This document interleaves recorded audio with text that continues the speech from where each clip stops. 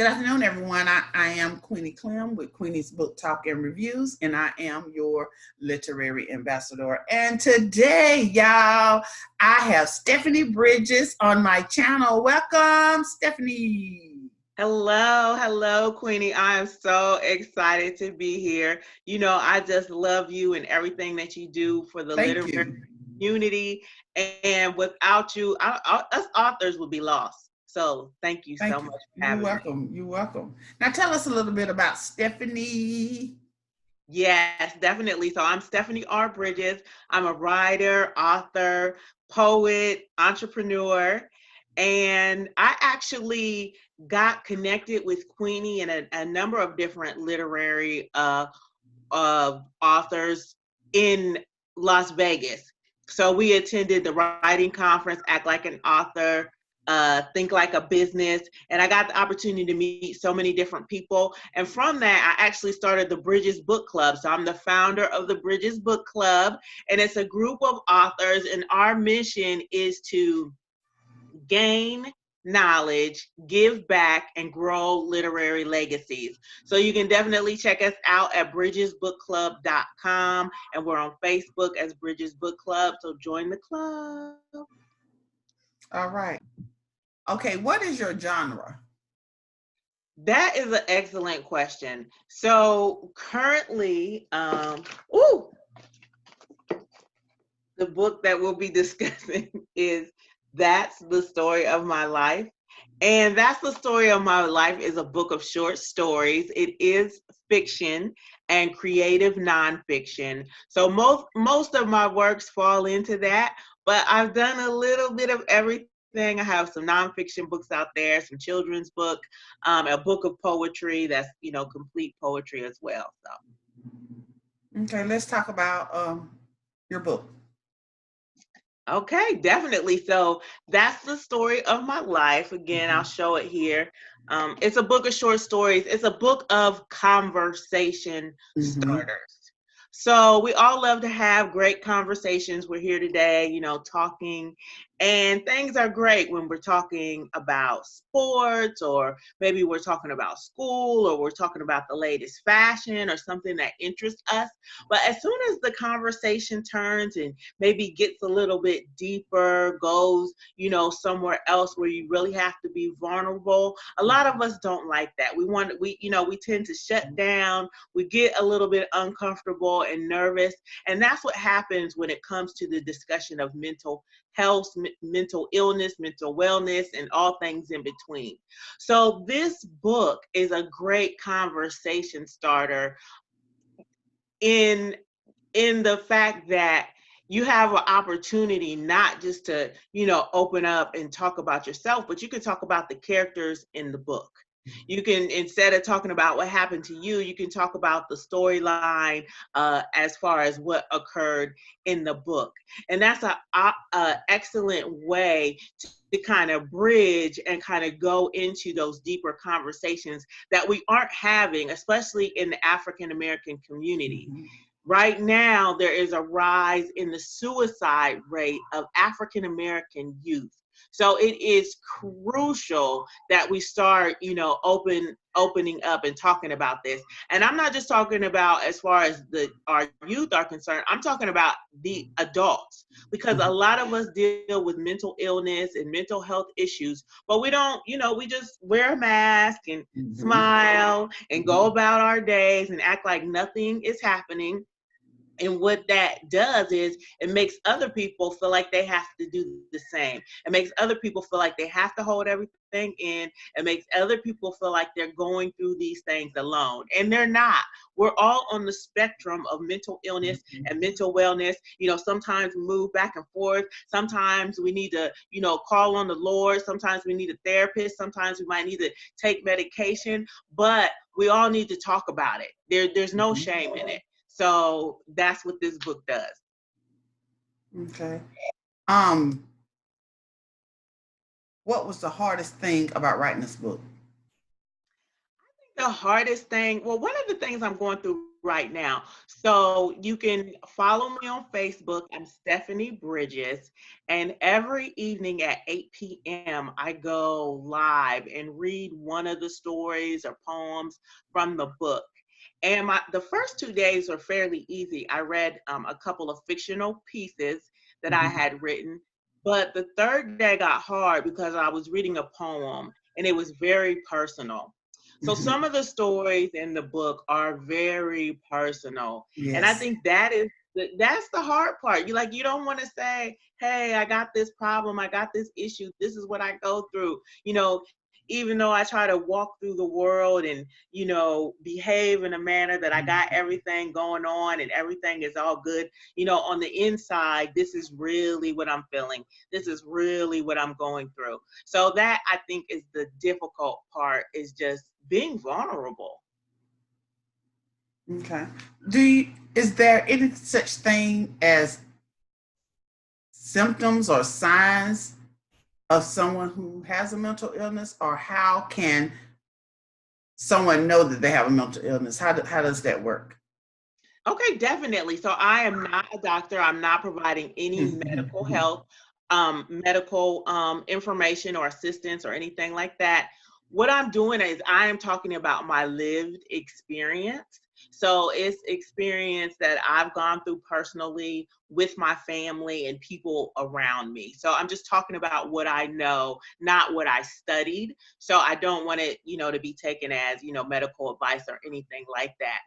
But I think one of the ways that you can see that a person might have some mental health issues is sometimes we self-medicate. So sometimes we use alcohol or we use drugs in order to mask the pain, in order to kind of get through what it is that we're going through. And it doesn't have to be drugs or alcohol. It might be something else that we do to the detriment of ourselves. It might be shopping. It might be, you have a job that brings in income. It would, take care of your rent and your food and everything like that. But, every evening you're online shopping and you can't stop. And so sometimes, with myself personally, when I was young, I got in a lot of car accidents. And then I started getting arrested, and it was due to me being drunk. I was, driving while I was drunk, and then, I was getting belligerent and, just doing some other criminal activity, just doing some things I shouldn't have been doing, I should say. I don't even want to put the term criminal on there. That got me arrested. And so when I was around the age, I'm going to guesstimate maybe 22-ish, around there, I went to court and the judge said, you can either go to prison or you can go to rehab. So I said, I'll take rehab for 10,000. So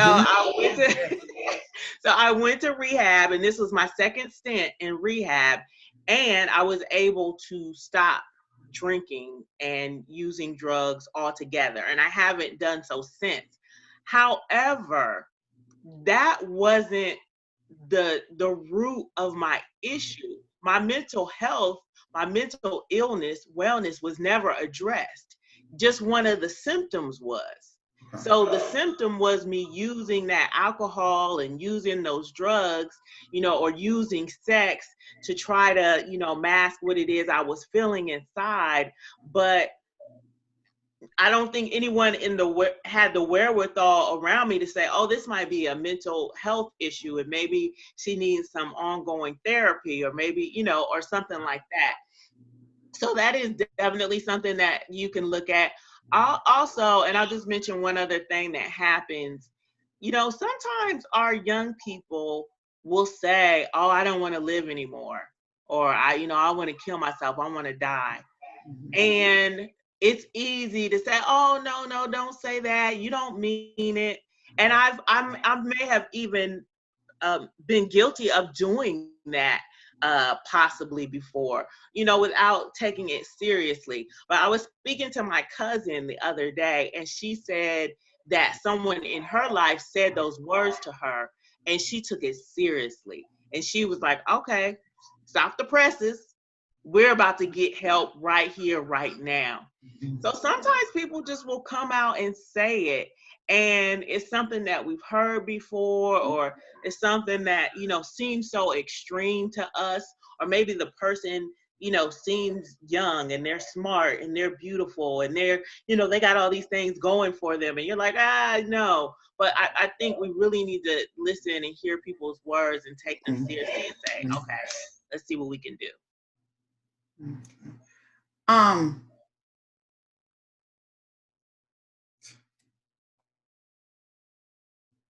was it,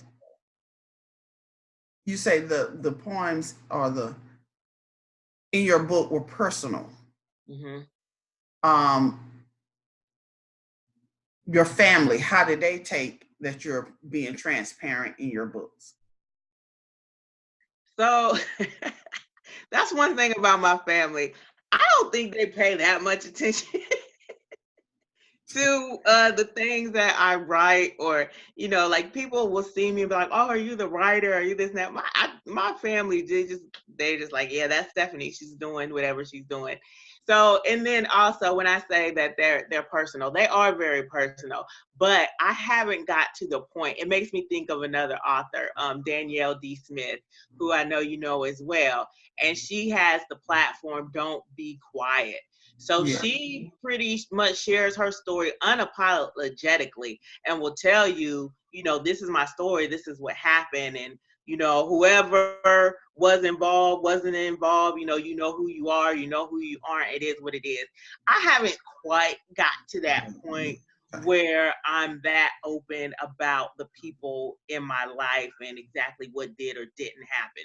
So when I say it's personal, I'm mostly just sharing inner feelings and things about myself, not about other people. So How that's long something I have, need to work on. all right. How long have you been in the literary business? Definitely. So I feel like I've been a writer forever, but in 2014, I actually started my publishing company, and it is In Spirit, Power, and Truth Publishing LLC, and the acronym for that is ISPAT. And I started Yes. out with I started out with a book of poetry, so it kind of references that. So in 2014 is when I really started putting pen to paper and started, publishing multiple books. I do have 10 books now that I have published since that time. So I'll call that. But yeah, it's since forever. Well, I see behind you on the wall some covers. You want? Yes, I love definitely. that one. I Yeah. love that one up there. I think it's two ponytails or on the side with the, Oh, yes. So this one right here, is yes, that the one you mean? Oh, it's yes. gorgeous. That one is actually a book that I want to do, and I want to call it Diamond Mines. So it's like kind of inspirational for me, but it's a beautiful piece of art Yes. that a local artist created. And then that's the I Spat book cover there. And in the book cover, I only show like the head Yeah. above. I don't Yeah. show the full body nude. And that was done by Linda Owen. I'm going to remember this gentleman's name in just a minute. But this one was done by Linda Owen. It's actually on a piece of cardboard. And she did that when she was homeless. And so she was also drug addict, and she struggled in that, and she actually has since passed away, but she created that one, and I just love it, love it, love it so much. And then there's another piece that I have, it's on another wall, you can't see it, but I actually have the original artwork of this, and of course it doesn't have like the lines going through it. It's just a piece, and that one is Deborah Danzig, and so that one is amazing as well. So yeah, so I try to, I love art, I love artists, I love art, so that's something that I try to do whenever I get the opportunity, is to purchase art, Black art from the community. When you're not writing, what are you doing? You know what, I do a lot of online shopping. Probably too much. I watch a lot of YouTube. And I was thinking about this the other day. So this is kind of weird, but weird we just gotta accept. You like, we're all different. We're all a little quirky. Like, come on, people, let's just be who we are, and then it'll be a little bit easier for everybody to be who they are. But I watch a lot of YouTube, like, try on hauls. So I've always had this fascination with, I should probably be like a stylist, because I've always had this fascination with people trying on clothes. Like, if me and my kids would go shopping and I buy them clothes, I'd be like, okay, when we get home, you got to try on all the clothes, and they would try everything on. And then one of my favorite shows of all time was How Do I Look? And I don't know if you remember that. Yeah. But yeah, that was my jam. I'd be like, come on, kids, how do I look? So that is something that I do. And I'm actually working on writing some blogs, some posts for different people who have blogs, some different articles about fashion, about professional dress when you own your own business and different things like that. So I've been curating some different clothes and, doing that to, come out with that. And maybe eventually I'll even, do a book about that. So I don't know. I just thought about that. I don't know. When did you want to become a writer? When I was young. So when I was in elementary school, I would say I was probably like 5th grade. The teacher went around and told everybody what they should be, when they grow up. And when she got to me, she said I should be either on the news or I should be a writer. And I'm definitely an introvert. I was like, I'm not coming on anybody's 6 o'clock news. That was the only news we had back then. It came on, doom, doom, doom, doom, it was but but I was like, I'm not gonna be on nobody's news. So I said, okay, so that means I'm a writer. So ever since, my teacher told me that, very impressionable. You think, what your teachers say, it's written in stone, but, for me it was. So here I am today. Okay. How do you feel about reviews? Love reviews, need reviews. So if anybody under the sound of my voice has the opportunity to get the ebook, it's available now for just $2.99. You can search Stephanie R. Bridges. It's also part of Kindle Unlimited. For a lot of people, it'll be free. So you can actually, get the book for free, $2.99. If not, you search Stephanie R. Bridges and that's the story of my life, and it should pop up. But I love, love, love reviews. Of course, as an author, these are your babies, and sometimes you're like, why they say that? But, you got to take the good with the bad, with the ugly. And that's how, we grow. That's how we learn. That's how we get better. And it's also how, we're able to sell books, because people don't just want to buy a book that, has no reviews. And honestly, people don't want to buy a book that just has all good reviews either, because they're like, come on, everybody just thinks this book is amazing. There's no 4 stars. So I'm always like, okay, 4 stars, 5 stars. I'm like, I can breathe. Yes. Yes. What inspires you to write?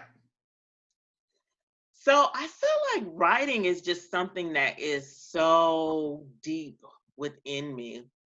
There have been times when I've tried to stop writing. I've been like, look, I cannot do this. This is not, viable for me. It's not financially viable. It's, it's difficult. It takes long periods of time. And then I am a person who goes through spurts where I don't feel creative at all, especially trying to, juggle being in business and, being creative at the same time. Sometimes I don't feel like writing anything. So, but it's something that I feel like I have to do. It's like I'm compelled. I'm like, oh my goodness, I need to write. When I'm looking at like, how am I going to do this? One of the things I did with the book is I looked at some of the art. So I would look at a piece of art. Actually did these two with the mask. That one inspired African Daisy. So I looked at that and I wrote African Daisy. there was another piece of art that I don't actually own, but I took a picture of it. I was, going through a museum and I took a picture of it, and it inspired me to write The Girl in the Window. So it was like a house, and there was, but anyway, it inspired me to write the Girl in the Window. So art, it has definitely helped me. This piece right here, I actually went to a paint and sip, and I painted that one myself. Oh. And yeah. And after I did that, I was like, oh, that's a prostitute's prayer. That's a prostitute's prayer. So that's the novel that I started writing about 10 years ago. Don't tell nobody. But I'm going to get it done. I'm definitely going to get it done. And I know I need to rework a lot of it and everything like that. But I actually included a few excerpts in the book just to push myself, to actually get it back going and, start working on that. So art is definitely an inspiration for me, but, it's just something that's in me, and I'm like, oh my goodness, I gotta write, like I gotta breathe, so. How has your writing journal impacted your faith, and what have you learned through that process? Oh, excellent question. So early on, like I said, in 2014 is when I started my publishing company and I published my first book. So it was actually a children's book, and then I Spat. So, but I Spat had been published in 2006. I went through Publish America. I don't think they're actually still in business, but Publish America published that book in 2006. So at that time, I Spat is a very religious book. It's about it's poetry inspired by God's grace and mercy. There are scriptures with every poem, and throughout the opening there are scriptures, for you to follow and for you to look at. And also with my with my children's books, they all reference the Bible or God or something. So at that time, I had kind of made up in my mind, or even kind of made a pact. I don't know if I should say that, but I was like, I'm going to have my writing serve God. I'm going to have my writing serve the Lord. So when I write, I'm going to make sure it has to do with the faith. And so I definitely did that. And I think it definitely helped me to get my, writing off, and propel it in a way. Since that time, and I feel like just like everything else, and the poem that really bothered me yesterday, and I was like, I didn't want to talk about the poem. I didn't want to, I just read it. I was like, I don't got this to do. I was feeling some anxiety. The poem that I read yesterday, which is Identity Crisis. That was, a change for me, a transition for me. So I wasn't as steeped in religion. I wasn't as steeped in the church. Now I still feel like I still know that I am a Christian. I still call on my Lord and Savior Jesus Christ. And I talk about that in the video yesterday. I was going through so much anxiety, and I was like, oh my, I feel like I was going to break down and start crying. I was like, what am I going to do? What am I going to do? And I was trying to think. I was like, call on Jesus. So I just, I started calling on the Lord. Amen and amen. So I'm definitely feeling that, but I'm not as religious. I'm not as churchy as, a lot of people. I don't know if it's a stage I'm in, or a transition that I'm in, or something that I will, get back to or flow back into. But it has definitely changed, and it reflects in my writing. It definitely does. So not all of the stories are steeped in, religion or in God or in Christ. Some of the stories are just very, separate, church and state. Some of the stories are just stories that don't make any reference to Christianity or to faith or anything like that. So, you know. Okay, you mentioned earlier that you went to Act Like an Author, Think Like a Business conference in Las Vegas. What did you learn when you went? Or what did you take from it when you left? Yes, definitely. So Joy Lynn M. Ross is the founder, the host of Act Like an Author, Think Like a Business. And I think what I took away from the most is her pointing at me, not literally, but pointing at me and saying, "You don't know who you are? Like, you don't recognize who you are? But let me tell you who you are." And sometimes, even though God definitely tells us who we are, you know, He's named us, He's positioned us, He's created us, He's loved us, He's guided us. Sometimes we need a person, a human being in the flesh to say, "What? Wait a minute, hold up. You don't know who you are?" And I think that is the biggest thing that I took away. It's just someone who I admire so much and someone who I consider a mentor saying, "Girl, you got it going on. I need you to come up here and speak. I need you to come up here and present. I'm going to utilize your book as the only other book that is a part of the curriculum that people have to purchase if they want to get their MBA." So that, I think that first year, I was like, "Oh, okay." And that's what got me started on doing some of the nonfiction work, getting started with the Bridges Book Club, meeting so many other authors, and just getting familiar with the industry in a way where I wasn't just sitting at home alone as a recluse saying, "I'm going to write my story." Because as I said, I'm a definite introvert. I suffer with depression. I have 10 books, but I spend a lot of time alone. I make a lot of room for that because, I'm not out hanging out with people or doing different things. Friends aren't calling, and, I'm not a social person or anything like that. So it was an effort for me to say, "You know what? I'm gonna change up the game. I'm gonna start doing different things. I'm gonna start attending different events." And I just loved her energy and her personality that she exuded. And I was like, "Oh, that's where I want to go. That's where I want to be." And it was definitely the right choice. Thank you, Jesus. Yes. Yeah. What are you currently reading right now? Oh, thank you for asking that as well. So with the Bridges Book Club, there's authors, right? So there's a book every month, right? Yep. So I was doing so well. I was like, I'm going to read every book. I'm going to interview all the authors. And I was going and I was going and I was going. Man, listen, I fell off. I'm not an avid reader. I don't like to admit that, but it's true that a lot of authors aren't. But Joy Lynn is actually one of our featured authors this month in the Bridges Book Club. So if you join the Bridges Book Club, she's actually, listen to this, y'all. She's shipping out books. All you got to do is pay the shipping. Pay the shipping. That's all you got to do.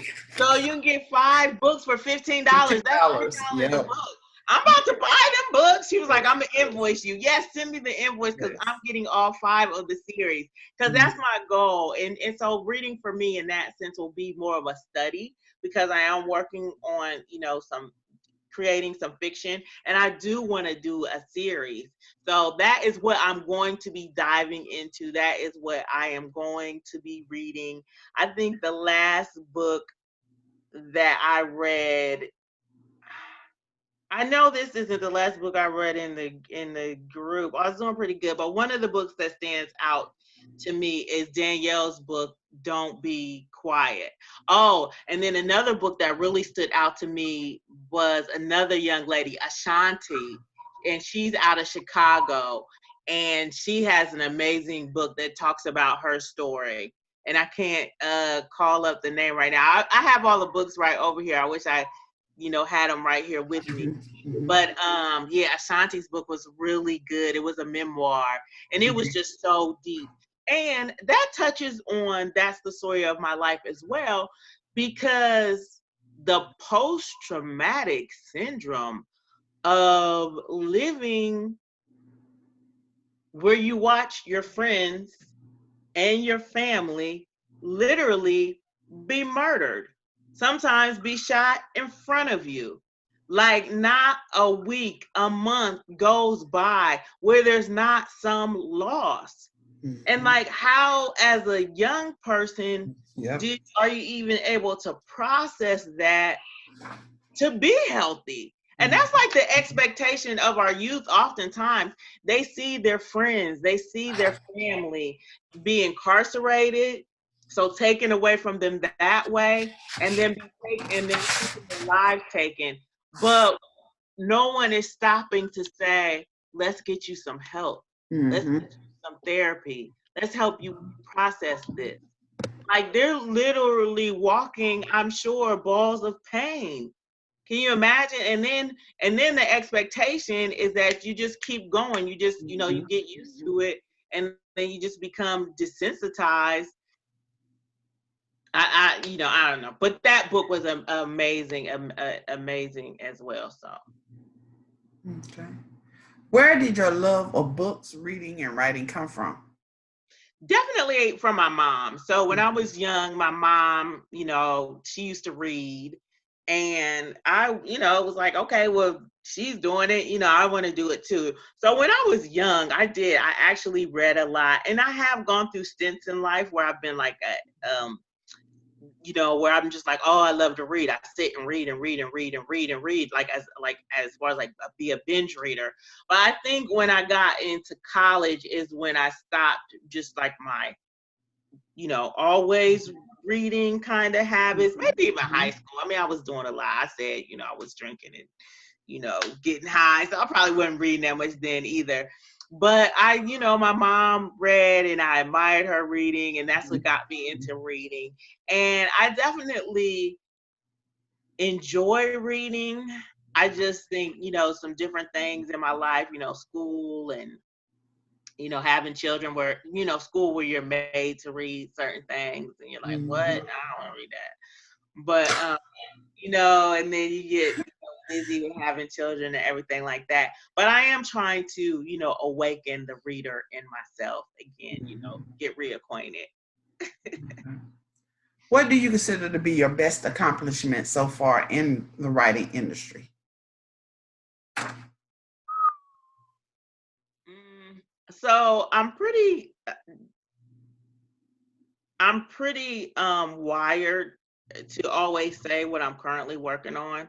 So I don't know why that is, but my mind says stay in the now. If you're going to say the best thing, if you're going to say what's the most wonderful, you know, stay in the now so that it can manifest, so that it can be true. Yes.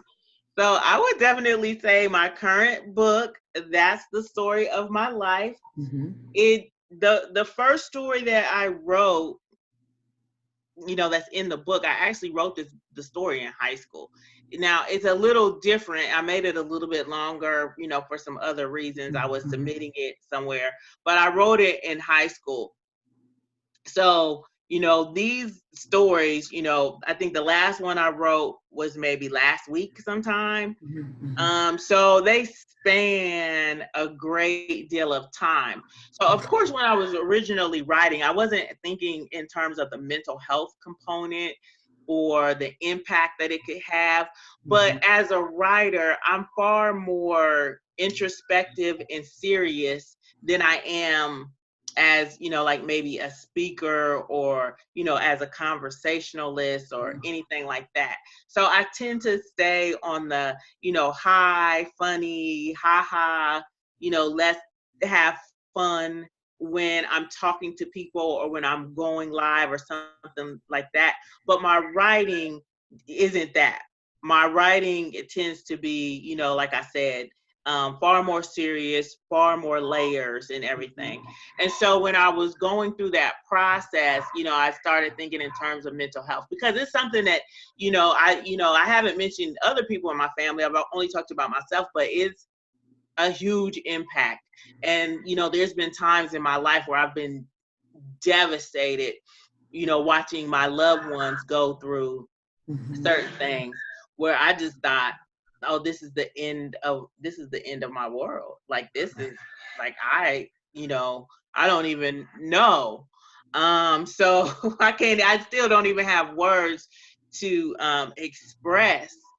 And I think just going through that and having that be such an intricate part of me and my family, and we talk about it, like, we know we have mental illness, like we know. And I think we discuss it more so on my father's side than on my mother's side, just because it's just manifests itself so clearly, so apparently on my father's side. But like I said, mental health is a spectrum, and like we're all there and we're all on it. And then just knowing that is something that wasn't being talked about and that we needed to start the conversation. I wanted to utilize my book as a conversation piece for our youth, for families, to get people, I was going to say excited, but get people interested in and just talking about the dynamic of what's going on in the story. And none of the stories are like, this person is diagnosed with this and this is which they should do. They're all just stories. They're stories about us. They're stories about the community, things that we've gone through and been through. Some of the stories are stories that people have told me, and I'm like, can I write your story in my book? Some of them are my stories. Some of them are completely made up, but they're all just stories that can be utilized to start those conversations so that we can, go a little deeper and delve a little more and start healing. So definitely my current book, That's the Story of My Life, I think is, my biggest, greatest accomplishment. And I'm focused because in years past, I didn't do like book releases. I didn't have book release parties. I would get a book done and, put it out there and move on to the next one. Like, there was no fanfare. There was no platform. There was no seeking interviews. But I'm really focused on, reaching people, reaching young people in schools, reaching young people in ministries, you reaching young people who are incarcerated and, in different systems and everything like that. So I'm really focused, 10 toes down for this one, and making, some definite needed changes. Mm-hmm. What projects are you working on right now? So so that's the story of my life. But I'm gonna be focused. Didn't I say I was focused? Queenie, you trying to take me off my square. I just said I was focused. You tried to take me off my square. So that's the story of my life. I am working on a couple of things with the book. I can see it like clear as day, as seeing the short stories as animation. So I'm working on creating a film or a series where I'm introducing the story, sort of like what is the name of that show? Twilight Zone, without, the creepy, scary part, but just introducing the show. And then you see like someone drawing and they're animating that, the actual story. And so I work with a number of illustrators and animators with my children's books. So that's one of my goals, is to get the funding and get the money to really make that happen. And I've, spoken with a lawyer and different things like that. And so that's one thing that I definitely want to do with That's the Story of My Life. The other thing that I want to do with That's the Story of My Life, people, this is something that's needed. So the community is like, yes, I'm on board. How can I help? What can I do? So if you're able to purchase the book, to get the book, I would love for people to create their own videos and just say, what story in the book resonated with them, and tell something, about their own story, and give a message to our youth. And you don't have to, have dealt with mental illness. It might be just something, that you've seen in the community, or you might just be someone who just knows, something needs to happen, something needs to change. Maybe you're an educator like Queenie here, and you're like, okay, we need to do something, and I want to share a message with young people. So that's one of the things I would like to see. And you could hashtag that's TTSOML, or hashtag that's the story of my life. And out of that, since I think people are interested in doing that, I'm thinking about doing a documentary actually, Oh. and filming people, come and do that same concept. Just talk about, the story that resonates with them, talk about their own story, their own journey, whatever they're willing to divulge and share, and then give a message, a clear message, to our youth, that, it's all good. Like, let's talk about it. Let's get the help that we need. It's all right. We can do this if we're working, together as a unit. Okay. How can readers get in touch with you? Definitely. So on my social media, I'm on Twitter, I'm on LinkedIn, Instagram, Facebook, is Stephanie R. Bridges.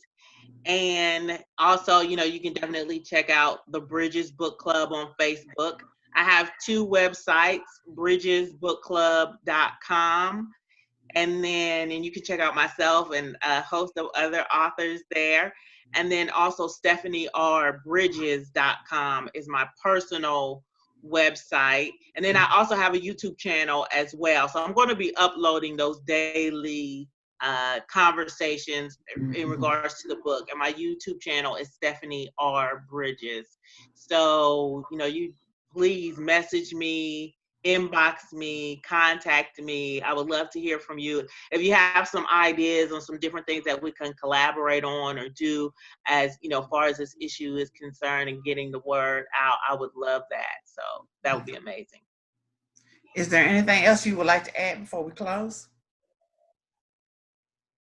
I think the other thing that I would like to add that I didn't really touch on is the age of our young people actually committing suicide. So it is startling to see anyone, take their own life. The loss is huge. But now we're seeing 7-year-olds, 8-year-olds, 9-year-olds taking their own life. And when I was a kid, and I was talked about, I was Black, my lips were big, my hair was nappy. I mean, like daily they went in, and I felt sad about it. I felt bad about it, but I didn't have, I think I knew what suicide was, but I didn't have a concept of it was something that I could take actionable steps to do. Like, I had no knowledge. It was just like something out there. I was talking the other day about how people used to say you could dig your way to China. And, I would look down, because I kind of believed it. I would look down and I would say, wow, I could dig my way to China. But then just the thought of it was enormous. I was like, well, that probably wouldn't work. That's probably as much as I could understand suicide, is digging my way to China. Like, it's just a foreign concept.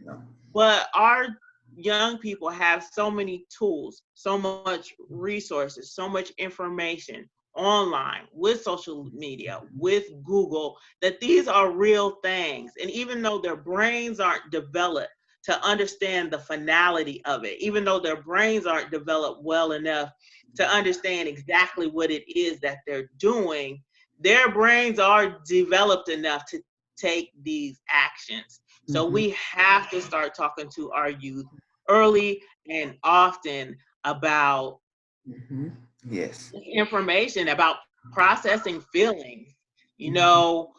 When you see some of these videos, of kids getting bullied and different things happening in the school, and I don't know if I ever came home and told my mom or that, oh, the kids are picking on me, or I'm not sure if I did, but like I was saying, when somebody says I don't want to live anymore, we got to take it seriously. When our kids are saying they're being mean to me at school, I don't have any friends, nobody likes me. And I know I've heard that before from my children. I don't have any friends. And I know my response was, oh, you got friends? And then I would try to name their friends. That's not going to fly anymore.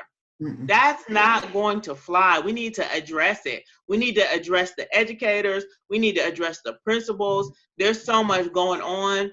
Sometimes we're just like, we want to ignore different things, that are happening. Like, it'll go away, it'll get better. But no, we need to stop it. We need to address it. We need to stop it. We need to make sure that changes are being made, because the pain that they're going through is they're not able to endure it. They're not able to, get into a next day. When you get to my age, you know about by and by. You know what I mean? You know about this too shall pass. Yep. You get to a certain age, you realize, you recognize that. Our babies aren't there. Our babies are not there. So we need to get to where they are so that we can, help them. Well, I would like to thank you for coming in today, Stephanie, and being on my channel and discussing your book and everything about Stephanie.